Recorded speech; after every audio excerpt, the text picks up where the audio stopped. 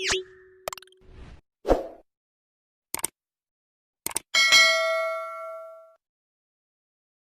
Morning friends, आज के मेरे इस वीडियो लेक्चर में आपका स्वागत है। आज हम स्टडी करेंगे नरेशन के बारे में। नरेशन जो टॉपिक होता है वो बोर्ड एग्जाम से संबंधित तथा कंपटीशन एग्जाम से संबंधित काफ़ी इम्पोर्टेंट टॉपिक है, क्योंकि कोई भी कंपटीशन एग्जाम या गवर्नमेंट लेवल से संबंधित कोई भी एग्जाम जो होती हैं उन एग्जाम्स में नरेशन का टॉपिक अवश्य पूछा जाता है। अब नरेशन के नाम से भी आ सकता है, या इस टॉपिक को रिपोर्टेड स्पीच के नाम से भी बोल सकते हैं, या इस टॉपिक को डायरेक्ट इनडायरेक्ट के नाम से भी बोल सकते हैं। इसके 3 या 4 के करीब नाम होते हैं जो अलग अलग बदल बदल कर पूछे जाते हैं। नरेशन जो होती है उसी को स्पीच कह सकते हैं, डायरेक्ट इनडायरेक्ट नरेशन कहते हैं, रिपोर्टेड स्पीच भी कहते हैं। तो इस प्रकार से हम इसको स्टडी करेंगे। अब क्या होता है कि नरेशन है क्या चीज़। अब नरेशन का मतलब ये तो है नहीं कि नरेशन का कोई ग्रामेटिकल पोर्शन के रूप में इसका प्रयोग जो होता है वो स्पोकन के रूप में करते हैं। स्पोकन बोलने में इसकी कोई दिक्कत नहीं है, इसका कोई रोल भी अदा नहीं होता है। लेकिन यहाँ जब कोई कहानी लिखनी होती है या कोई बुक लिखनी होती है तो उसके अंदर हम नरेशन का काफ़ी इम्पोर्टेंट रोल देखते हैं, और उसके अकॉर्डिंग ही हम क्या करते हैं, बुक को प्रिंट करवाते हैं या प्रिंट करते हैं, या उसी के अकॉर्डिंग जो होते हैं उसमें कहानियाँ वगैरह लिखने का कार्य फिनिश करते हैं।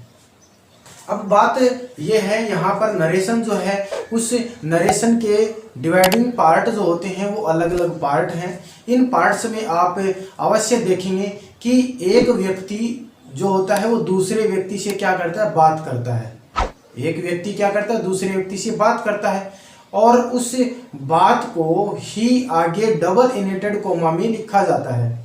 उस लिखी हुई बात को हम क्या कहते हैं, स्टेटमेंट कहते हैं, या एक सिंपल सेंटेंस भी बोल सकते हैं, या उसके अंदर कोई भाषण हो सकता है, या क्वेश्चन पूछा जा सकता है, या उसके अंदर कोई सिंपल सेंटेंस भी दिया हुआ हो सकता है। अब यहाँ पर एक व्यक्ति जब दूसरे व्यक्ति को जो बात कहेगा वो बात जो होती है वो डायरेक्ट बात होती है, डायरेक्ट नरेशन भी कह सकते हैं उसे हम। और इसी बात को जब तीसरे व्यक्ति के पास में जाकर कोई बात कही जाए तो उसके अंदर कुछ मिला जुला रूप जो होता है उसको हम इनडायरेक्ट नरेशन कहते हैं। तो यहाँ पर नरेशन के 2 भाग हमने बताए, डायरेक्ट नरेशन तथा इनडायरेक्ट नरेशन। यहाँ पर डायरेक्ट नरेशन जो होती है वो डायरेक्ट बात होती है, और इनडायरेक्ट नरेशन जो होती है वो मिली जुली बात होती है। सीधा सा एक कह सकते हैं हम इसे कि आपस में चुगली करने से संबंधित इस प्रकार की पॉइंट इसमें होते हैं, या एक बात या किसी व्यक्ति ने किसी दूसरे व्यक्ति को बात कही वह तीसरे व्यक्ति को बता रहा है, तो ये एक चुगली का टॉपिक। बनाने का तरीका क्या होता है, नरेशन बनाते वक्त निम्न पॉइंट्स पर आप विशेष ध्यान देंगे, उन पॉइंट्स को हम यहाँ पर सीखेंगे। अब यहाँ पर कुछ स्टेप दे रखी हैं, रूल्स दे रखे हैं, उन रूल्स को भी फॉलो करेंगे। आप इतना हार्ड टॉपिक समझ रहे हैं, आपको समझने की कोई ज़रूरत नहीं है, हार्ड टॉपिक बिल्कुल नहीं है। जब आप मेरे साथ इस सेंटेंस को, टॉपिक को, नरेशन के टॉपिक को पढ़ोगे तो बिल्कुल आपके लिए आसान हो जाएगा। मैं आपको इतने सरल तरीके से इस टॉपिक को पढ़ाऊंगा कि आप ये कहेंगे कि इतना सरल टॉपिक था। तो आप मेरे साथ जुड़ते रहें और अपने दोस्तों को भी साथ में जोड़ते रहें, और टॉपिक को अंत तक अवश्य देखें, क्योंकि लास्ट के अंदर मैं कुछ इसमें इम्पोर्टेंट्स टेबल्स हैं, उन टेबल्स के बारे में भी बताऊंगा। और वीडियो के अंत तक आप ऐसे ही जुड़े रहेंगे तो आपको और भी अच्छी इस नरेशन से संबंधित रूल्स का पता लगेगा और आप इसको समझेंगे। तो अब हम पढ़ते हैं नरेशन के बारे में। नरेशन पढ़ेंगे, अच्छे से पढ़ेंगे, और माइंड एक जगह स्थिर करके हम स्टडी करेंगे। तो आइए हम पढ़ते हैं नरेशन के बारे में।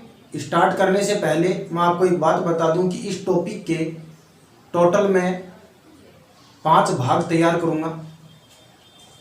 ये फर्स्ट जो भाग है, पार्ट नंबर जो फर्स्ट रहेगा, वो पार्ट नंबर फर्स्ट एक बेसिक होगा नरेशन का, क्योंकि इस टॉपिक को समझने से पहले आप पार्ट नंबर फर्स्ट पढ़ेंगे, तभी आप आगे के पार्ट को अच्छे से स्टडी कर सकेंगे या अच्छे से उसको कंसल्ट कर सकेंगे या समझ में आ पाएगा, क्योंकि फर्स्ट पार्ट को पढ़ना आपके लिए बहुत ज़रूरी है। तो 5 पार्ट होंगे इस नरेशन के टॉपिक के। तो आप स्टार्ट करते हैं इसको। नरेशन जो होता है उसको हम कहते हैं कथन। क्या कहेंगे हम इसे? कथन कहेंगे। अब कथन का मतलब होता है आपस में क्या करना? बातचीत करना। क्या कहलाता है? आपस में बातचीत करना ही कथन कहलाता है या नरेशन कहते हैं। इसी नरेशन को हम डायरेक्ट तथा इनडायरेक्ट नरेशन भी कह सकते हैं, या हम इसे रिपोर्टिंग वर्ब भी कह सकते हैं, या हम इसे स्पीच भी कह सकते हैं। वो इसी के नाम है सारे के सारे।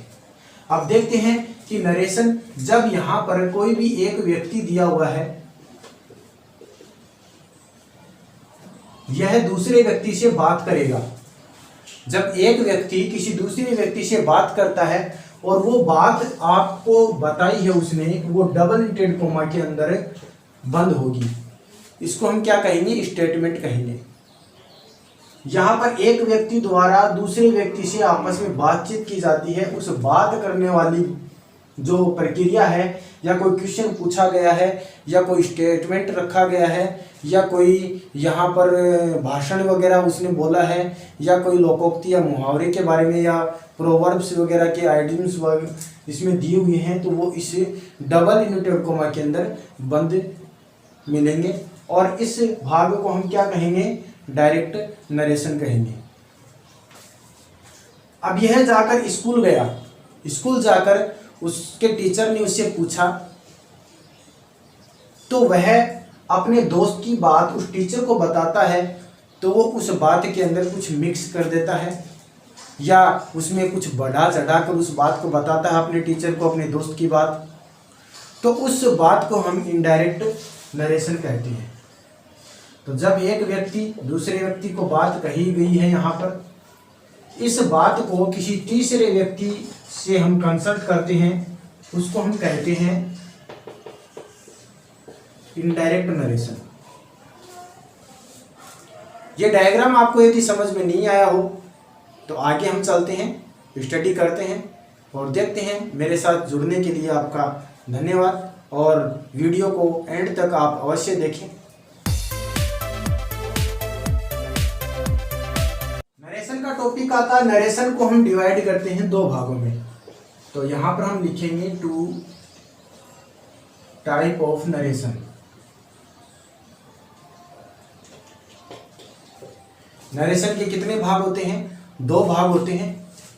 फर्स्ट जो आता है वो होता है डायरेक्ट नरेशन। सेकंड भाग इसका कहलाएगा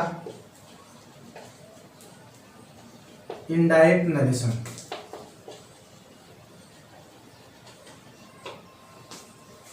फर्स्ट भाग हम क्या कहेंगे? Direct narration. सेकंड भाग को कहेंगे इनडायरेक्ट नरेशन। इसी का शॉर्ट में हम नाम लिखें तो DN से इसको संबोधित करेंगे, इसको हम IN से संबोधित करेंगे। अब यहाँ पर डायरेक्ट नरेशन जो होता है वो क्या होता है? क्वेश्चन होता है, और इनडायरेक्ट नरेशन आंसर। कहने का मतलब है डायरेक्ट नरेशन को हम क्वेश्चन कहेंगे और इनडायरेक्ट नरेशन को हम आंसर कहेंगे। इसी प्रकार से डायरेक्ट नरेशन भी 2 भागों में डिवाइड किया गया है। इसको भी हम 2 भागों में देखते हैं। पहला आता है reporting verb, and second part क्या आता है? Reported speech.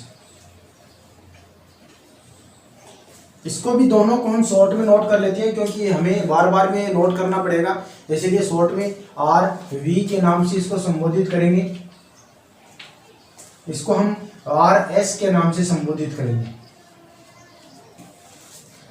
तो नरेशन के 2 भाग हो गए, डायरेक्ट नरेशन तथा इनडायरेक्ट नरेशन। अब यहां देखते हैं डायरेक्ट नरेशन को भी हमने 2 भागों में डिवाइड कर लिया है। रिपोर्टिंग वर्ब जिसको हम RV कहेंगे, तथा रिपोर्टेड स्पीच जिसको हम RS कहेंगे। अब देखते हैं डायग्राम के अकॉर्डिंग। ये मैंने कोई एक डायग्राम बनाया है। इस डायग्राम के अंदर देखिए, ये फर्स्ट पार्ट दिया हुआ है, सेकंड पार्ट। यहाँ पर कोमा जो लगी हुई है, इस कोमा को जो अलग करने वाले दोनों सेंटेंसों को अलग किया गया है। तो कोमा के प्रथम वाला भाग जो है वो आरवी के नाम से होगा, तथा डबल इन्वर्टेड कोमा के अंदर का जो भाग है उस भाग को हम आर एस के नाम से संबोधित करेंगे।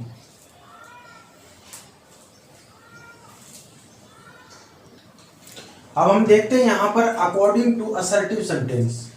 सेंटेंस जो होते हैं नरेशन के अंदर 5 प्रकार के होंगे। पहला आता है असर्टिव सेंटेंस, दूसरा हम पढ़ेंगे यहाँ पर इंट्रोगेटिव सेंटेंस, तीसरा पढ़ेंगे हम इम्परेटिव सेंटेंस, चौथा हम पढ़ेंगे यहाँ पर एक्सक्लेमेटरी सेंटेंस, और पांचवा पढ़ेंगे ऑप्टेटिव सेंटेंस। और हम पढ़ेंगे optative sentence, exclamatory sentence, imperative, interrogative तथा असर्टिव सेंटेंस के according he.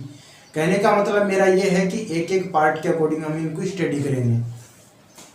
According to assertive sentence. अब असर्टिव सेंटेंस होता क्या है, इसको असर्टिव सेंटेंस कैसे समझेंगे आप। असर्टिव सेंटेंस की पहचान होती है कि वाक्य के शुरू में सब्जेक्ट हो और वाक्य के अंत में फुल स्टॉप लगा हो, हम उसे असर्टिव सेंटेंस कहेंगे। अब असर्टिव सेंटेंस के अनुसार हम वाक्य कैसे बनाएंगे, सेंटेंस कैसे बनाएंगे, तो इसमें दे रखा है डायरेक्ट नरेशन से इनडायरेक्ट नरेशन में बदलना। यानी कि क्वेश्चन जो है उसका आंसर बनाएंगे, तो आंसर बनाते समय हमें कुछ नियमों का ध्यान रखना होगा, रूल्स फॉलो करने होंगे, तो हम उनकी स्टडी करेंगे। रूल नंबर फर्स्ट आता है आरवी में परिवर्तन, यानी रिपोर्टिंग वर्ब। अब मैंने थोड़ी देर पहले आपको बताया था कि आरवी वाला भाग कौन सा होगा। यहाँ पर देखिए नीचे की तरफ मैंने एक डायग्राम लिखा है। इस डायग्राम के अंदर सबसे पहले आने वाला जो भाग है या पार्ट है, उस पार्ट को हम आरवी कहेंगे। इस आरवी वाले पार्ट में यहाँ इन जो मैंने बॉक्स तैयार किया है, इस बॉक्स की जगह पर आपको ये चीजें मिलेंगी। जिस डायरेक्ट नरेशन में आपको ये चीजें आएंगी। सेड टू आ सकता है, या सेड आ सकता है, या सेज टू आ सकता है, से आ सकता है, यहाँ पर से टू या से का प्रयोग दिया हुआ हो सकता है। अब जब आप इनका आंसर बनाएं, इनडायरेक्ट नरेशन बनाएं, तो इनडायरेक्ट नरेशन के अंदर आपको इस प्रकार में बदलने होंगे, या इस प्रकार के वर्ड्स में इसको चेंज करना होगा। यदि आपको दे रखा हो सेड टू तो टोल्ड में चेंज कर देंगे, से सेड दे रखा हो तो सेड का सेड रखेंगे, सेज टू दे रखा हो तो टेल्स में बदलेंगे, सेज का सेज रह जाएगा, से टू को आप टेल में बदल कर लिखेंगे, और से का से रहेगा। जब आप इसका आंसर नीचे इनडायरेक्ट नरेशन में तैयार करते हैं, उस वक्त आपको इनमें बदल कर लिखना होगा। अब देखते हैं कि बदला किस प्रकार से जाएगा। तो यहाँ पर हमने इसके 2 पार्ट बनाए हैं। फर्स्ट पार्ट मैंने बनाया है सेड टू और सेड का, और सेकंड पार्ट तैयार किया है सेज टू और से टू और से का। इस प्रकार से हम देखते हैं कि यदि आपके आरवी वाले भाग में आपको सेड टू या सेड दे रखा हो, तो आर एस में हेल्पिंग वर्ब बदली जाएगी। यानी कहने का मतलब आर एस वाला भाग ये है, इस वाले भाग में आपको हेल्पिंग वर्ब मिलेगी, उस हेल्पिंग वर्ब को आप बदल कर लिखेंगे। यदि आपको यहाँ आरवी वाले भाग में सेज टू, से टू या से दे रखा हो, तो आप यहाँ आर एस में हेल्पिंग वर्ब ज्यों की त्यों रखेंगे। कहने का मतलब है एज इट इज आप हेल्पिंग वर्ब का यूज करेंगे। यदि आपको ये वाले चारों में से कोई भी शब्द यहाँ इस बॉक्स में या आरवी वाले स्थान पे मिलते हैं, तो यहाँ आर एस में आने वाली हेल्पिंग वर्ब जो है वो नहीं बदलेगी, वो एज इट इज रहेगी, जैसी दे रखी है वैसी की वैसी ही आप नोट कर देंगे। नोट कीजिए आप इसको।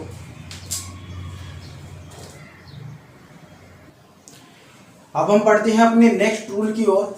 रूल नंबर 2 आता है।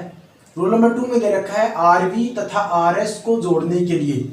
यानी कि जब आपको कोई क्वेश्चन दे रखा होगा नरेशन का, डायरेक्ट नरेशन का कोई क्वेश्चन है जिसमें डबल इंटेड कोमास लगी हुई हैं, कोमा लगी हुई है, उस वाक्य में आरवी तथा आरएस को जोड़ने के लिए, कहने का मतलब है ये वाला भाग आरवी है, ये वाला भाग जो है आरएस है। समझ गए होंगे आप कि ये आरवी है और ये आरएस है। यहाँ पर आरवी तथा आरएस को जोड़ने के लिए कोमा के स्थान पर, यहाँ पर ये बीच में क्या लगी हुई है, कोमा लगी हुई है, कोमा के स्थान पर क्या लगा देंगे आप, दैट का प्रयोग कर देंगे। क्या लगा देंगे, दैट लगा देंगे। कहाँ लगाएंगे आप, इस कोमा की जगह पर आप क्या बनाएंगे, आंसर में दैट बनाकर लिखेंगे। अब यहाँ पर ये दैट कब लिखा जाता है, जब आपका सेंटेंस कौन सा हो, असर्टिव सेंटेंस दे रखा हो तभी आप करेंगे। सेंटेंस का टॉपिक मैंने पीछे मेरे लेक्चर्स में बता दिया है। यदि आपको सेंटेंस समझ में नहीं आ रहे हों कि सेंटेंस क्या बता रहे हैं, तो आप मेरे पुराने वीडियो जो हैं उसमें सेंटेंस के टॉपिक को स्टडी कर सकते हैं, उसको अच्छे से समझ सकते हैं कि अफर्मेटिव सेंटेंस किसको कहेंगे, इंट्रोगेटिव किसको कहेंगे, इम्परेटिव हम किसे कहेंगे, एक्सक्लेमेटरी तथा ऑप्टेटिव सेंटेंस किसको कहेंगे। तो आप सेंटेंस का टॉपिक भी ज़रूर देखें, क्योंकि सेंटेंस की पहचान नहीं होगी तो आप नरेशन बनाने में दिक्कत महसूस करेंगे, क्योंकि आपको पता ही नहीं लगेगा कि इंट्रोगेटिव सेंटेंस का वाक्य है या अफर्मेटिव सेंटेंस का वाक्य है या इम्परेटिव सेंटेंस का वाक्य है। उसी के अकॉर्डिंग आप इसमें रूल लगाएंगे। यदि आपको दे रखा है अफर्मेटिव सेंटेंस का वाक्य और आपने रूल लगा दी इंट्रोगेटिव के, तो सेंटेंस तो गलत हो जाएगा। तो आपको सेंटेंस की भी जानकारी जरूरी है, तो आप सेंटेंस के टॉपिक को अवश्य स्टडी करें। यहाँ आप देख सकते हैं अफर्मेटिव सेंटेंस में क्या होता है कि वाक्य के अंत में फुल स्टॉप लगा होता है। यहाँ शुरुआत सब्जेक्ट से होती है, नाउन या प्रोनाउन से आपको यहाँ शुरुआत मिलेगी। तो आप समझ जाना कि यहाँ पर अफर्मेटिव सेंटेंस है। अफर्मेटिव सेंटेंस में यहाँ पहला रूल मैंने बताया था कि ये जो आरवी वाला भाग है, इसके इस साइड जो शुरुआत होती है यहाँ सब्जेक्ट मिलेगा, यहाँ पर आपको ऑब्जेक्ट मिलेगा। इन दोनों के बीच में यहाँ पर आपको क्या होता है, रूल नंबर फर्स्ट को फॉलो करना होता है। ये रूल नंबर फर्स्ट है, सेड टू वाला रूल है जो मैंने अभी आपको स्टडी करवाया है। अब रूल नंबर 2 की ओर चलते हैं। तो रूल नंबर 2 दे रखा है, ये आरवी तथा आरएस को जोड़ने के लिए कोमा की जगह पर हम दैट का प्रयोग कर देंगे अफर्मेटिव सेंटेंस में। अब चलते हैं अपने रूल नंबर 3 की ओर। रूल नंबर 3 दे रखा है आरएस में प्रोनाउन चेंज करना। अब आरएस में प्रोनाउन कैसे चेंज करेंगे वो आपको हम बताएंगे। आरएस का मतलब वाला ये वाला भाग जिसको हम डबल इंवर्टेड कोमा में बंद करते हैं, उस वाले भाग में हम प्रोनाउन टेबल जो होती है उसको फॉलो कैसे करेंगे, उसमें आप प्रोनाउन को चेंज कैसे करेंगे। तो यहाँ दे रखी है, मैंने प्रोनाउन टेबल मैंने लिखी यहाँ पर, I, my, me, we, our, us, you, your, you, he, his, him, she, her, it, its, it, they, their, them, name और नेम। तो यहाँ पर ये जो लिखा हुआ है आई वाली जो लाइन है नीचे तक, ये सब्जेक्ट के रूप में है, और अंत में जो मैंने ये लाइन लिखी है, ये लाइन जो है ये ऑब्जेक्ट के रूप में है, और ये जो लाइन मैंने लिखी है यहाँ पर ये पॉसेसिव प्रोनाउन के रूप में है। तो अब हम क्या करेंगे, इन प्रोनाउंस टेबल को 3 भागों में डिवाइड करते हैं। इसमें फर्स्ट पार्ट जो आता है वो आई और वी है, सेकंड पार्ट जो है वो अकेला यू है, और जो शेष रह जाते हैं सभी उनको हम थर्ड पार्ट में नोट करते हैं। इसमें आई और वी जो होता है वो क्या है, फर्स्ट पर्सन, यू जो है वो सेकंड पर्सन, एंड थर्ड जो पॉइंट दे रखा है वो थर्ड पर्सन। इस प्रकार से हम इसको फर्स्ट, सेकंड तथा थर्ड पर्सन के रूप में बांट लेते हैं। और इनको जब फर्स्ट, सेकंड, थर्ड पर्सन के रूप में हम बांटते हैं तो इसको करने का तरीका जो होता है वो SON अपॉन 1 2 3। S का अर्थ होता है सब्जेक्ट, O का अर्थ होता है ऑब्जेक्ट, N का मतलब होता है नो चेंज। ये है फर्स्ट, सेकंड और थर्ड पर्सन के रूप में है, पर्सन है जो मैंने ये लिखे हैं फर्स्ट, सेकंड और थर्ड पर्सन, ये पर्सन है यहाँ। तो अब हम इसको अच्छे से समझ लेते हैं, क्योंकि ज़्यादातर बच्चे क्या करते हैं, इन्हीं में मिस्टेक करते हैं। इसी चीज़ को हम देखेंगे पहले। अब ये प्रोनाउन टेबल करनी कैसे है, अब बता दूं आपको कि ये जो तीनों जो भाग हैं, ये तीनों जो फर्स्ट, सेकंड, थर्ड लिखे हैं, ये आपको कहाँ मिलेंगे, ये आपको RS वाले भाग में मिलेंगे। कहाँ मिलेंगे ये, RS वाले भाग में। यहाँ चाहे तो यहाँ मिल जाए सब्जेक्ट के रूप में, चाहे ऑब्जेक्ट के रूप में, या किसी भी नाउन के साथ में भी पॉसेसिव प्रोनाउन का प्रयोग किया जा सकता है। अब देखते हैं यहाँ पर हम ये सब्जेक्ट और ऑब्जेक्ट ये आपको कहाँ मिलेगा। तो सब्जेक्ट और जो ऑब्जेक्ट है वो आपको ये रहे, RV के अंदर होंगे। सब्जेक्ट सबसे पहले और ऑब्जेक्ट ये है। तो ये आपको कहाँ मिलेगा, RV के अंदर आपको मिलेगा।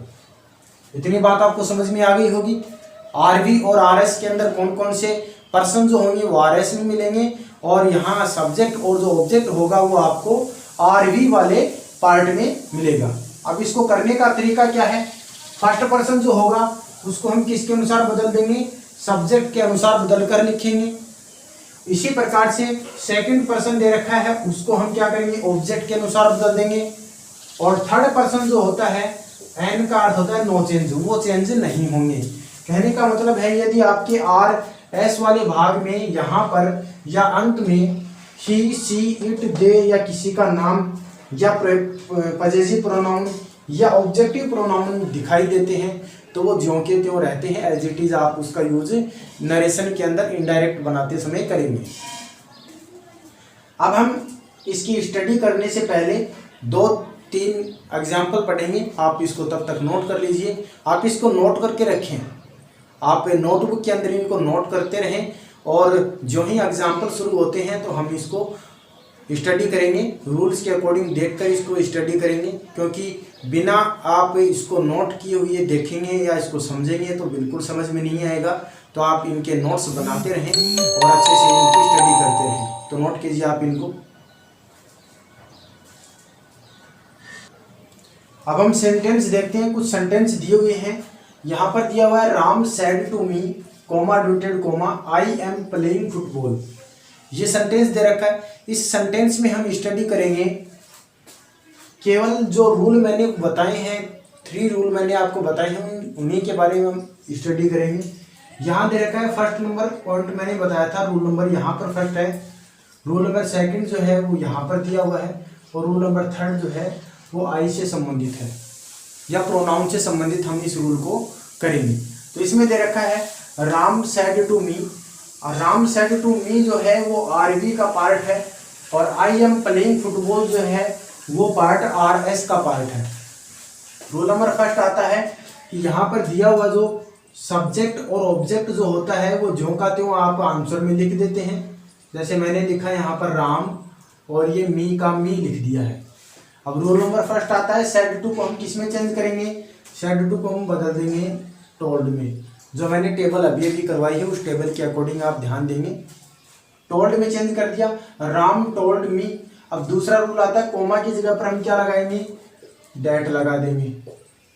नेक्स्ट दिया हुआ है डबल डॉट कोमा में शुरू हो गया है आई प्रोनाउन वाली टेबल से, तो आई दिया हुआ है तो आई के तीनों पॉइंट आप उतार लीजिए पहले, आई, माई और मी। ये हमने आई, माई, मी तीनों पॉइंट उतार लिए हैं। अब देखते हैं कि आई जो है वो कौन सा पर्सन है, फर्स्ट पर्सन दिया हुआ है आई, और वी जो होता है वो फर्स्ट पर्सन है। तो इस फर्स्ट पर्सन को RV के सब्जेक्ट के अनुसार बदलेंगे। तो यहाँ पर जो राम दिया हुआ है इस राम के अकॉर्डिंग लिखेंगे। तो राम यहाँ पर दिया हुआ तो वो पुरुष जाति में है, तो आप यहाँ पर उसको ही प्रोनाउन से संबंधित करेंगे, और यदि किसी लड़की का नाम दे रखा हो तो आप सी प्रोनाउन से उसे संबोधित करके लिखेंगे। तो राम के रूप में हम इसको लिखेंगे ही, हिज और हिम। अब आप देख सकते हैं कि RS वाले भाग में आपको क्या दिया हुआ है, आई, और आई के जस्ट नीचे आपको क्या दिया हुआ है, ही। तो आप इनडायरेक्ट नरेशन में इसको आई को बदल देंगे ही में। अब आगे जो दे रखा है वो आप चेंज कर देंगे, वाज प्लेइंग फुटबॉल। मैंने आपको यहां तक बताया है, रूल नंबर थर्ड तक आपको मैंने बताया है। आप अपना माइंड जो है रूल नंबर थर्ड तक ही रखें। मैंने आगे ये क्या लिख दिया, यहाँ पर प्लेइंग या फुटबॉल या वाज कैसे लिख दिया, आप इन बातों पे ध्यान न दें। एक बार रूल नंबर आगे और आएंगे, उन रूल्स को आप अच्छे से पढ़ेंगे, तभी आपको ये आगे एम का वाज में कैसे चेंज हुआ ये समझ में आ जाएगा। आप केवल यहाँ ध्यान दें, सेड टू को हमने टोल्ड में बदला, ये आपको समझ में आ गया होगा। कोमा की जगह पर हम दैट लगाएंगे, आई को हम बदल कर ही में कर देंगे। इस डायग्राम के अकॉर्डिंग आप समझ गए होंगे। अब हम चलते हैं अपने नेक्स्ट सेंटेंस की ओर। सीता, सेड टू को हम चेंज कर देंगे टोल्ड में, हिम, कोमा की जगह पर हम लगा देंगे दैट, अब दे रखा है माई। अब माई कौन सा पर्सन है, वही फर्स्ट पर्सन है, आई माई मी फर्स्ट पर्सन होता है। फर्स्ट पर्सन चेंज होगा सीता के अनुसार, तो सीता लड़की है यहाँ पर, तो यहाँ पर आई माई मी का जो पोर्शन मैंने लिखा था वो मैंने नीचे लिख रखा है। और सीता एक लड़की है, इसलिए प्रोनाउन हम यूज़ करेंगे सी। इसके नीचे मैं सी, हर और हर लिख देता हूँ। अब आप देख सकते हैं कि आरवी व आर एस वाले भाग में आपको माई मिला हुआ है। यहाँ देखिए माई के जस्ट नीचे क्या दिया हुआ है, हर। तो आप आंसर में क्या बना के लिखेंगे, हर मदर।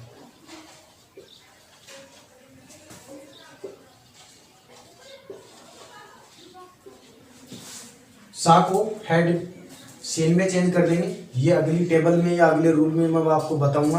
आप देखते हैं आगे यहाँ पर योवर, योवर सेकंड पर्सन है, यू योवर, यू सेकंड पर्सन में काउंट किया जाता है। अब योवर दे रखा है, योवर शब्द जो है वो हम चेंज करेंगे सेकंड पर्सन ऑब्जेक्ट के अनुसार। तो ऑब्जेक्ट क्या दे रखा है हमें, हिम, हिम। तो यहाँ पर हम इसको पॉइंट बनाएंगे, यू योवर यू। उसके बाद ही की तीनों पॉइंट लिखेंगे, ही, हिज और हिम। अब आप देख सकते हैं आर एस वाले भाग में आपको क्या दिया हुआ है, योवर, और योवर के जस्ट नीचे क्या मिलेगा आपको, हिज। तो यहाँ पर आप क्या लिखेंगे, हिज बनाकर इसको लिखेंगे, हिज ब्रदर। इस प्रकार से इस सेंटेंस को हमने कंप्लीट किया। नेक्स्ट सेंटेंस हम स्टडी करेंगे, Rani said to Mukesh you have eaten rice. तो यहाँ हम लिखेंगे रानी टोल्ड मुकेश दैट। अब देखिए यू दिया हुआ है, यू कौन सा पर्सन है, सेकंड पर्सन, वही सेकंड पर्सन है तो इसका मतलब ऑब्जेक्ट, क्योंकि यहाँ पर सेकंड पर्सन जो होता है वो ऑब्जेक्ट के अनुसार बदलता है, फर्स्ट पर्सन जो होता है वो सब्जेक्ट के अनुसार हम बदल कर लिखते हैं। तो यहाँ पर मुकेश के अकॉर्डिंग हम इसे बदलेंगे। तो मुकेश यहाँ पर लड़का है और लड़के के लिए हम यूज़ करते हैं वही प्रोनाउन ही को हम यूज़ करेंगे, या हम ही, हिज और हिम। अब यहाँ पर देखिए यू और यू, हमें दो यू एक जैसे दिखाई दे रहे हैं।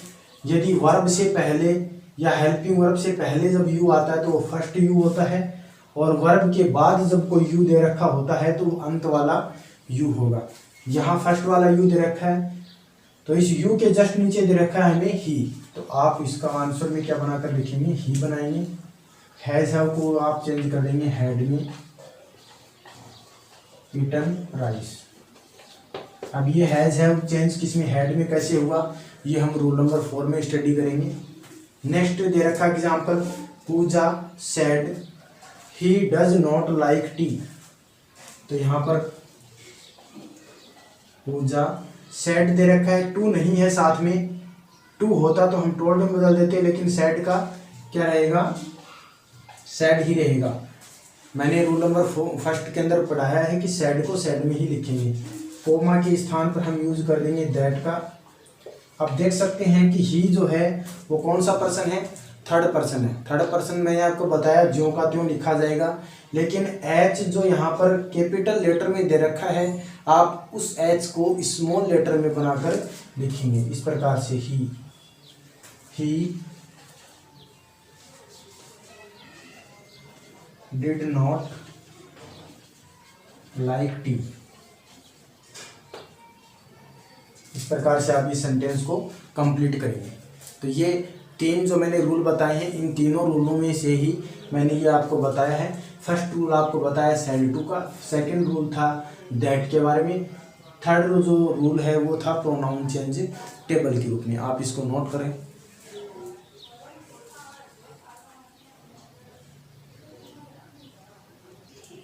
अब हम पढ़ते हैं अपने नेक्स्ट रूल की ओर। रूल नंबर 4 दे रखा है helping verb change table. Helping verb change table के अंदर क्या होता है, टेंस से संबंधित होती है। प्रेजेंट के जितने भी टेंस होंगे वो सारे के सारे पास्ट टेंस में बदल जाएंगे। Present indefinite tense past indefinite में, present continuous tense past continuous tense में, present perfect tense past perfect continuous tense perfect में and present perfect continuous tense past perfect continuous tense में हम बदल कर लिख देंगे। इसी प्रकार से यदि पास्ट सिंपल टेंस दे रखा हो तो हम उसे पास्ट परफेक्ट टेंस में बदलेंगे। यदि पास्ट कंटिन्यूस टेंस दे रखा हो तो उसे हम पास्ट परफेक्ट कंटिन्यूस टेंस में बदल कर लिखते हैं। जैसे डायग्राम होता है 1 2 3 4 5 6 7 8। ये जो मैंने चारों लिखी हैं ये प्रेजेंट की हैं, present indefinite, present continuous, present perfect and present perfect continuous tense. इसके बाद आता है past indefinite, past continuous, past perfect and past perfect continuous tense. Present indefinite past indefinite में बदल जाएगा, प्रेजेंट कंटिन्यूस पास्ट कंटिन्यूस में बदल देंगे, प्रेजेंट परफेक्ट पास्ट परफेक्ट में बदल देंगे, present perfect continuous past perfect continuous tense में हम बदल कर लिखेंगे। पास्ट सिंपल टेंस जो है वो पास्ट परफेक्ट में बदल जाएगा और पास्ट कंटिन्यूस टेंस जो है वो पास्ट परफेक्ट कंटिन्यूस टेंस में बदल देंगे। और पास्ट परफेक्ट और पास्ट परफेक्ट कंटिन्यूस टेंस में आप यदि हेल्पिंग वर्ब मिलती है तो ज्यों का त्यों आप उसको नोट कर देंगे। अब आप देखते हैं यहाँ पर ये प्रेजेंट इंडेफिनिट टेंस है वो पास्ट इंडेफिनिट टेंस में बदल दिया। ये जो मैंने तीर के निशान लगाए हैं, तीर के निशान से इस साइड में जितने भी मैंने ये शब्द लिखे हैं ये हेल्पिंग वर्ब लिखी हैं। ये हेल्पिंग वर्ब यदि आपको क्वेश्चन के अंदर मिले, किसमें मिलेगी, क्वेश्चन के अंदर मिले, तो आप आंसर में जब इनको बदलें तो आंसर में आप इनमें से लिखेंगे। तीर के निशान से इस साइड वाले आप क्या करेंगे, इनडायरेक्ट नरेशन के अंदर आप नोट करेंगे। अब देखते हैं मॉडल रूल नंबर 5 आता है मॉडल चेंज का। मॉडल चेंज में क्या होता है, कैन का कुड में, मे का माइट में, विल का वुड में, शैल का शुड में और मस्ट का मस्ट में, या अदर जो भी मॉडल रह गए हैं वो ज्यों के त्यों आप नोट करेंगे। उसमें यहाँ दे रखा है, आप याद करेंगे कैसे, सी को सी से याद करेंगे, एम को एम से याद करेंगे, डब्ल्यू को डब्ल्यू से याद करेंगे, एस को एस से याद करेंगे, तो आपको जल्दी याद हो जाएंगी ये चीज़ें। अब हम देखते हैं यहाँ पर कुछ सेंटेंस हमें दे रखी हैं। फर्स्ट सेंटेंस दिया हुआ है कि सैड सीता सैड कोमा डंटेड comma I play cricket every day. तो मैंने आपको टोटल कितने 5 रूल बता दिए हैं। रिपीट कर देता हूँ। पहला जो रूल था वो सैड टू में चेंज करना है। दूसरा रूल है कोमा के स्थान पर चेंज करना है। तीसरा जो रूल है प्रोनाउन चेंजेबल का रूल है। चौथा जो नियम आता है, रूल आता है, वो हेल्पिंग वर्ब चेंजेबल है। और 5वें नंबर पे जो रूल है वो मॉडल चेंज रूल है। तो हम देखते हैं इसको। सीता सैड अकेला दिया हुआ है तो सैड का सैड ही रहेगा। कोमा डिनोटेड कोमा की जगह पर हम क्या लगा देंगे, कोमा के स्थान पर दैट लगा देंगे।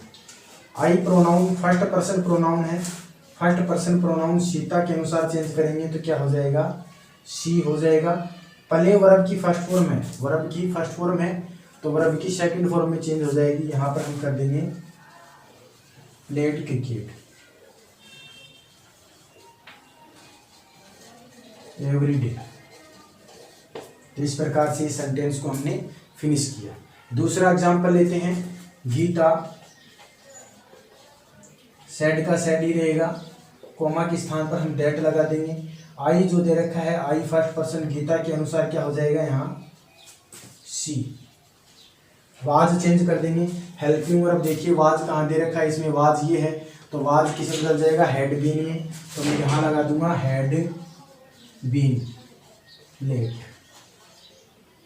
तो इस प्रकार से हमने सेकंड सेंटेंस को भी कंप्लीट किया। अगला आता है मोहन सेड टू हर। तो यहाँ हम क्या करेंगे, मोहन टोल्ड